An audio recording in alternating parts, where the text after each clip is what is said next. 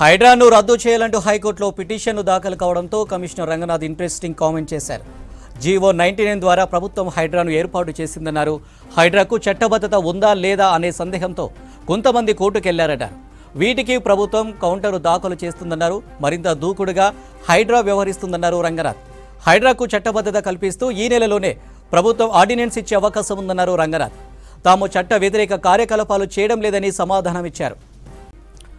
హైడ్రాను రద్దు చేయాలంటూ హైకోర్టులో పిటిషన్ను దాఖలు కావడంతో కమిషనర్ రంగనాథ్ ఇంట్రెస్టింగ్ కామెంట్ చేశారు. జీవో 99 ద్వారా ప్రభుత్వం హైడ్రాను ఏర్పాటు చేసిందన్నారు. హైడ్రాకు చట్టబద్ధత ఉందా లేదా అనే సందేహంతో కొంతమంది కోర్టుకు వెళ్లారన్నారు. వీటికి ప్రభుత్వం కౌంటరు దాఖలు చేస్తుందన్నారు. మరింత దూకుడుగా హైడ్రా వ్యవహరిస్తుందన్నారు రంగనాథ్. హైడ్రాకు చట్టబద్ధత కల్పిస్తూ ఈ నెలలోనే ప్రభుత్వం ఆర్డినెన్స్ ఇచ్చే అవకాశం ఉందన్నారు రంగనాథ్. తాము చట్ట వ్యతిరేక కార్యకలాపాలు చేయడం లేదని సమాధానమిచ్చారు. రైట్, ఇక మరిన్ని డీటెయిల్స్ శ్రవణ్ లైవ్లో అందిస్తారు. శ్రవణ్, హైడ్రా కమిషనర్ రంగనాథ్ కామెంట్స్కు సంబంధించి అప్డేట్స్ ఏంటి?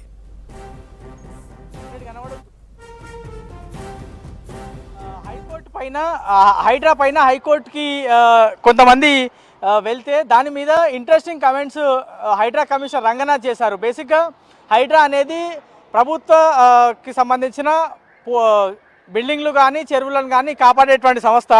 సో ప్రస్తుతము అనేక అక్రమ నిర్మాణాలను హైడ్రా కూల్చేసింది. సో ఇప్పుడు కూల్చివేత చేస్తున్నటువంటి క్రమంలో హైడ్రానే రద్దు చేయాలని హైకోర్టులో పిటిషన్ దాఖలైంది. దీనిపైన హైకోర్టు కొంత క్లారిటీ అడిగింది. రాష్ట్ర ప్రభుత్వాన్ని 2 వారాల్లో కౌంటర్ దాఖలు చేయాలని హైకోర్టు ఆదేశించింది. సో మనం ఈ అంశం మీద హైడ్రా కమిషనర్ రంగనాథ్తో మాట్లాడేటువంటి ప్రయత్నం చేసినాం. అండ్ నిన్న కూడా ఆయన క్రెడై మీటింగ్కి వెళ్ళి అక్కడ కూడా కొన్ని ఇంట్రెస్టింగ్ కమెంట్ చేశారు. చాలామందికి హైడ్రా అసలు లీగల్ ఎంటిటీ ఉందా అని హైడ్రాని ప్రశ్నిస్తున్నారు. కొంతమంది కోర్టుకు కూడా వెళ్ళినటువంటి పరిస్థితి ఉన్నది. కానీ హైడ్రా అనేది ఒక లీగల్ ఎంటిటీ. జియో ద్వారా హైడ్రా ఫామ్ అయింది. హైడ్రా లాగానే గతంలో ప్లానింగ్ కమిషన్ 1950లో ప్లానింగ్ కమిషన్ ఏర్పడింది. దాని తర్వాత లా కమిషన్ ఏర్పడింది. క్యాబినెట్ సెక్రటరీ ఏర్పడింది. ఏసీబీ, విజిలెన్స్ లాంటి సంస్థలు కూడా ఏర్పడ్డాయి. తొందరలోనే ఒక చట్టబద్ధత రాష్ట్ర ప్రభుత్వం హైడ్రాకి తీసుకురానుంది. రాబోయే 20వ తారీఖున క్యాబినెట్ సమావేశం కానుంది. ఆ క్యాబినెట్ సమావేశంలో హైడ్రాకి చట్టబద్ధత పైన ఒక ప్రత్యేకమైన చర్చ జరిగేటువంటి అవకాశం ఉంది. క్యాబినెట్ ముగిసిన తర్వాత ఒక ఆర్డినెన్స్ కూడా వచ్చేటువంటి అవకాశం ఉంది. ఆర్డినెన్స్ వచ్చిందంటే హైడ్రాకి ఒక చట్టబద్ధత వస్తుంది. ఆర్డినెన్స్ తీసుకువచ్చిన 6 వారాల్లో అసెంబ్లీలో కూడా దీన్ని పాసు చేస్తారు అనేటువంటి అంశాన్ని ఆయన చెప్పేటువంటి ప్రయత్నం చేస్తారు. ఇక అవి కాకుండా హైడ్రా ఆవశ్యకత ఏంది అనేటువంటి అంశం కూడా ఆయన చెప్పే ప్రయత్నం చేశారు. అనేక సంవత్సరాల నుంచి వాటర్ లాగింగ్ పాయింట్స్ని కానీ లేదంటే ఇబ్బందులు పడుతున్నటువంటి వాటిని ఎవరు కూడా పట్టించుకునే పరిస్థితి లేకుండే. చెరువులు అన్నీ కూడా ఆక్రమణకు గురవుతుండే, ఎవరు పట్టించుకోలేదు. గ్రేటర్ హైదరాబాద్లోని అనేక ప్రాంతాలు వాటర్ స్టాగ్నేట్ అవుతుండే, ఇనెండేట్ అవుతుండే, కానీ ఎవరు పట్టించుకునే పరిస్థితి లేకుండే. ఇప్పుడు ఈ ప్రభుత్వం ప్రత్యేకమైనటువంటి ఒక లక్ష్యంతో వాటర్ లాగింగ్ పాయింట్స్ని తగ్గించాలి. దాంతోపాటు చెరువులను ఏవైతే ఆక్రమణకు గురవుతున్నాయో వాటిని కాపాడాల్సినటువంటి బాధ్యత ఉంది. ప్రభుత్వ స్థలాలు, ప్రభుత్వానికి సంబంధించిన పార్కులు, ఆ జాగాలన్నీ కూడా కాపాడేటువంటి బాధ్యత రాష్ట్ర ప్రభుత్వం తీసుకుంది. సో ఆ బాధ్యత మొత్తాన్ని కూడా హైడ్రా పైన మోపింది. ఇప్పుడు Hyderabad disaster response and asset protection అనేటువంటి ఏజెన్సీకి ఖచ్చితంగా ఒక లీగల్ ఎంటిటీ. దీంట్లో ఎవరు కూడా డౌట్ పడాల్సినటువంటి అంశం లేదు అని ఆయన చెప్పేటువంటి ప్రయత్నం చేశారు. అది కాకుండా హైడ్రా అనేది ఒక సంస్థ ఏం పని చేయాలో అది మాత్రమే పని చేస్తుంది. ఇప్పుడు ఇంకో అంశం, కోర్టులో కొంతమంది అనేక అంశాలు లేవనెత్తుతున్నారు. స్థానిక మున్సిపాలిటీకి, స్థానిక గ్రామ పంచాయతీలకు సంబంధించినటువంటి పవర్ని హైడ్రా తీసుకుంటుందా, వాళ్ళు చేయాల్సినటువంటి పని హైడ్రా ఎట్లా చేస్తుందని కొంతమంది ప్రశ్నిస్తున్నారు అని కోర్టులో పిటిషన్ చేశారు. కానీ ఎక్కడ కూడా ఇప్పటి వరకు దాదాపుగా 23 లొకేషన్స్లో 262 బిల్డింగ్లను కూల్చేసి దాదాపుగా 111 ఎకరాలను ప్రభుత్వ స్థలాన్ని ఏదైతే ఆక్రమణకు గురైందో అది తిరిగి ప్రభుత్వ ఆధీనంలోకి వచ్చింది. అంటే ప్రతి నిర్మాణం ఏదైతే కూల్చేసినామో ఏ ఒక్క చోట కూడా హైడ్రా అనేది నోటీసులు ఇవ్వలేదు. మున్సిపల్ అధికారులు నోటీసులు ఇస్తున్నారు, రెవెన్యూ అధికారులు నోటీస్ ఇస్తున్నారు, ఇరిగేషన్ అధికారులు నోటీస్ ఇస్తున్నారు, కానీ ఎక్కడా కూడా హైడ్రా ఒక్క నోటీస్ కూడా ఇవ్వలేదు. ఇరిగేషన్ వాళ్ళు నోటీస్ ఇచ్చిన తర్వాత వాళ్ళకి కొంత బ్యాలెన్స్ కావాలంటే కొంత ఆ పుష్ కావాలి, ఆ సపోర్ట్ కావాలంటే హైడ్రాకి సంబంధించినటువంటి సిబ్బంది గ్రౌండ్కి వెళ్తున్నారు, కూల్చివేత చేపడుతున్నారు. కానీ ఎక్కడ కూడా ఇతర మున్సిపాలిటీలు కానీ, ఇతర కార్పొరేషన్లు కానీ, ఇతర గ్రామ పంచాయతీలు కానీ వాళ్ళ పనికి మేము ఎక్కడ విఘాతం కలిగించట్లేదు. వాళ్ళు చేయాల్సినటువంటి పని వాళ్ళు చేస్తూనే ఉన్నారు. కాన్స్టిట్యూషన్ అంటే రాజ్యాంగబద్ధమైనటువంటి హక్కులు కొన్ని ఆర్టికల్ అంటే constitution amendment 73rd 74th constitution అమెండ్మెంట్లో మున్సిపాలిటీలకు ఉండాల్సినటువంటి పవర్ మున్సిపాలిటీలోకి ఉండాలి, గ్రామ పంచాయతీలకు ఉండాల్సినటువంటి పవర్ గ్రామ పంచాయతీలకు ఉండాలి. దాన్ని వాటి పవర్స్ తీసుకోవడానికి లేదు అని కాన్స్టిట్యూషన్లో స్పష్టంగా మెన్షన్ అయి ఉంది. సో వాటి పవర్స్ని వాటికే పెడతా ఉన్నాము, మేమేం తీసుకోవట్లేదు. ఒకవేళ వాళ్ళ పరిధిలో ఎక్కడైనా అక్రమ నిర్మాణాలు వస్తే వాళ్ళే నోటీస్ ఇస్తున్నారు. వాళ్ళు మా అసిస్టెన్స్ కోరితే హైడ్రా అక్కడికి వెళ్ళి జేసీబీల ద్వారానో లేకపోతే మా దగ్గర ఉన్నటువంటి మెషినరీతోని వాళ్ళకి అసిస్టెన్స్ ఇస్తూ ఆ బిల్డింగ్లను కూల్ చేసేటువంటి ప్రయత్నం చేస్తున్నాం. కానీ ఖచ్చితంగా చట్టానికి లోబడే హైడ్రా ప్రస్తుతం పనిచేస్తుంది. కొంతమంది మాత్రం దీనికి చట్టబద్ధత లేదు అంటున్నారు. తొందరలోనే ప్రభుత్వము హైడ్రాని బ్యాక్ చేస్తుంది. ఎందుకంటే హైడ్రా చైర్మన్గా రాష్ట్ర ముఖ్యమంత్రి ఉన్నారు. హైడ్రా అనేది సీఎం ప్రత్యేక దృష్టి పెట్టి రాబోయే రోజుల్లో హైడ్రాని మరింత పవర్ఫుల్ చేసే దిశగా రాష్ట్ర ప్రభుత్వం ముందుకు వెళ్తుంది. పర్సనల్గా ముఖ్యమంత్రి కానీ రాష్ట్ర ప్రభుత్వం కానీ హైడ్రాకు ఒక ప్రత్యేకమైనటువంటి పుష్ ఇస్తున్నారు.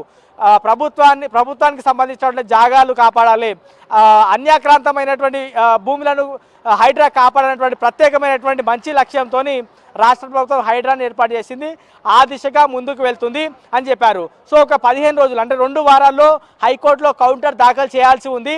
సో ఇప్పటికే దీనిపైన హైడ్రాకి పూర్తి క్లారిటీ ఉంది కాబట్టి హైడ్రా కమిషనర్ రంగనాథ్ గవర్నమెంట్కి సంబంధించినటువంటి లీగల్ వాళ్ళు అండ్ ఇతర అధికారులు అందరూ కలిసి డిస్కస్ చేసి తొందరలోనే దీనిపైన హైకోర్టులో కౌంటర్ దాఖలు చేయనున్నారు. హైడ్రాకి సంబంధించినటువంటి పవర్ ఏంటిది, ప్రస్తుతం చేస్తున్నటువంటి యాక్టివిటీస్ ఏంది, హైకోర్టులో పిటిషన్ దాఖలైనకి సంబంధించి పూర్తి స్థాయిలో ప్రత్యేకంగా స్టడీ చేసి తొందరలోనే కౌంటర్ దాఖలు చేయబోతున్నాము. హైడ్రాకి ఎట్లాంటి ఇబ్బందులు లేదు, రాబోయే రోజుల్లో మరింత దూకుడుగా వెళ్తుందని రంగనాథ్ చెప్పేటువంటి ప్రయత్నం చేసినారు. సో హైకోర్టులో దాఖలైనటువంటి పిటిషన్ పైన ఆయన స్పందించారు. నిన్న క్రెడై మీటింగ్లో కూడా మాట్లాడారు. మనం మాట్లాడితే కూడా ఇవన్నీ క్లారిటీ ఇచ్చే ప్రయత్నం చేశారు. ఎట్లాంటి కూడా చట్టబద్ధత తొందరలో రాబోతుంది అనేది ఆయన నమ్మకంగా చెప్పేటువంటి ప్రయత్నం చేసినారు. అందరికి కూడా మీ అందరికీ తెలుసు, ఈ హైడ్రా అనేది ఒకటి కొత్తగా కాన్స్టిట్యూట్ అయిన బాడీ ఒకటి. This is acronym for Hyderabad disaster response and asset protection agency. So దీని గురించి already enough of this thing has come in the media and also in various other social media also. I think దాని it's constituted by an executive ఒక జియో ద్వారా వచ్చింది. This is GOMs number 99 అని చెప్పేసి 2024 July 19th రోజున this was GO was issued.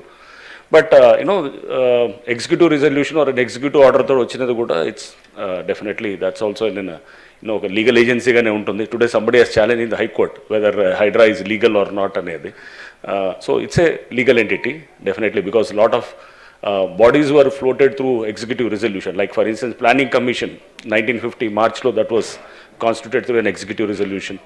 Cabinet Secretariat, Law Commission, mana state lo kuda chala bodies were constituted through oka government order or an executive order like ACB, Vigilance Enforcement, what not, idantha untundi. So that is legal issues apart. Shortly there is an ordinance which is likely to come up probably in the next month or so. దానికి కావాల్సినటువంటి homework కూడా జరుగుతున్నది. So powers under various acts will be delegated on to HYDRA. ఆర్డినెన్స్కి అంటే దానికి first కొంత it is preceded by some ఇప్పుడు వాల్టా కిందో లేకపోతే ఒక మున్సిపల్ యాక్ట్ కిందో లేకపోతే జిహెచ్ఎంసీ యాక్ట్ కిందో. But this apart we are mainly into two main issues. One is the disaster management or the disaster response, whatever you call, and the other one is the asset protection. So disaster management per se has మనం జనరల్గా మీ అందరికీ తెలుసు ఈ చిన్న వర్షానికి కూడా మన హైదరాబాద్లో total you get lot of flooding and roads are totally heavily waterlogged. And you have many, almost in Hyderabad city only, ante utti Hyderabad commissionerate lo I know more than 141 waterlogging points unnai, serious waterlogging points. So innu unnai. And inundated identity లో lying areas కూడా almost around 343 areas ఉన్నాయన్నమాట మొత్తం మనకి GHMC ఏరియాలో. So much of inundation and so much of water logging ఇవన్నీ ఉండి దీంతో lot of traffic issues and the whole city goes for a toss. ఇదంతా కూడా మనం చూస్తూ ఉన్నాం, చాలా రోజుల నుంచి కూడా చూస్తూ ఇష్యూస్ అన్నీ ఉంటే దీని నుంచి government has now come out with this creation of this particular institution called Hydra, precisely to address the aspects of disaster management and also asset protection. Asset protection is we take care of assets like public assets, government assets like number one is the lakes, two is nalas and government lands, parks, and even in the layouts also we have a lot of public spaces, right, which are meant for public use, like probably some common facilities like buildings or లేకపోతే club house whatever some school కోసం earmark చేసిన place, roads ఉంటాయి, and even traffic related encroachments also. These are all within our domain actually. So ఇదంతా కూడా as it is as per the geo we're now we do not issue any notices. So let this be very clear. HYDRAA నోటీసులు ఇచ్చింది అని చెప్పి వస్తుంటుంది, ఎక్కడ కూడా మేము నోటీస్ ఎక్కడ ఉండదు. So we're more of we assist the local authorities like municipalities, అక్కడ ఉన్నటువంటి ఇరిగేషన్ వాళ్ళు కానీ లేకపోతే రెవెన్యూ వాళ్ళు కానీ ఇంకా ఇతర అందరు ఏజెన్సీస్కి మేము వి అసిస్ట్ చేసి we do the it's more like సిటీలో మీరు చూస్తుంటారు టాస్క్ ఫోర్స్ అని ఉంటుంది. సో టాస్క్ ఫోర్స్ ఎలా అయితే పనిచేస్తారో it's almost like a task force only, right. So task force assist the local police, right, in say nabbing some say drug offenders or whatever, some rowdy elements or whatever. ఇదంతా కూడా task force అనేది it's striking force లాగా ఉంటుంది. Or more like మీరు ఇంకా కొంత anti naxal ఆపరేషన్స్లో you must have heard of an institution called Greyhounds. So Greyhounds కూడా this is also striking force. They do an operation and అది అయిన తర్వాత then the local authorities they have to take care of the what not the normal formalities and all those things, right. It's more like striking task force lot of thing where you have to actually act and it's more like you have to deliver and you have to show the it's task oriented action untundi. So that is the clear mandate of Hydra, and that was the reason why CM garu in fact he wanted these issues of ఒక చిన్న వర్షానికి వస్తే కూడా మనకు మొత్తం city అంతా అతలకుతలం అయిపోవటము, మొత్తము traffic అంతా పోయి జనాలంతా రోడ్ల మీద మొత్తం జామ్ అయిపోవటము, ఆర్ లేకపోతే మొత్తం ఏరియాస్ అంతా సబ్మర్జ్ అయిపోవటము, ఆర్ లేకపోతే కనుక మనం చూస్తే కనుక వాటర్ అనేది పెద్ద సీరియస్ ప్రాబ్లం అవుతున్నది. సో ఇప్పుడు మనం వాటర్ అనేది మీ అందరికీ తెలుసు, మనం ఎక్కడో సే గోదావరి నుంచో లేకపోతే కృష్ణా నుంచో తీసుకుంటాం కానీ, but imagine a situation where suppose ఒకవేళ ఆ ఇయర్ డ్రాట్ ఉందనుకోండి ఆర్ ఇంకో ఈవెన్ మాన్సూన్ ఫెయిల్ అయిందనుకోండి, then what would be this thing మన ground water table also it's all fast depleting ఇదంతా ఉన్నప్పుడు. సో నార్మల్గా లేక్స్ ఈజ్ ఎ వెరీ దానికి మల్టీపర్పస్ ఉంటుంది. For every lake there are lot of దాని purpose ఏముంటుంది. First number one lakes are for instance Gandipet ఉందనుకుందాం మనం. Gandipet it's a multipurpose for which that lake was done in 1920, 1908లో అప్పుడు floods అది వచ్చినప్పుడు 1905, 1908 ఐటంలో విశ్వేశ్వరయ్య గారిని పిలిచి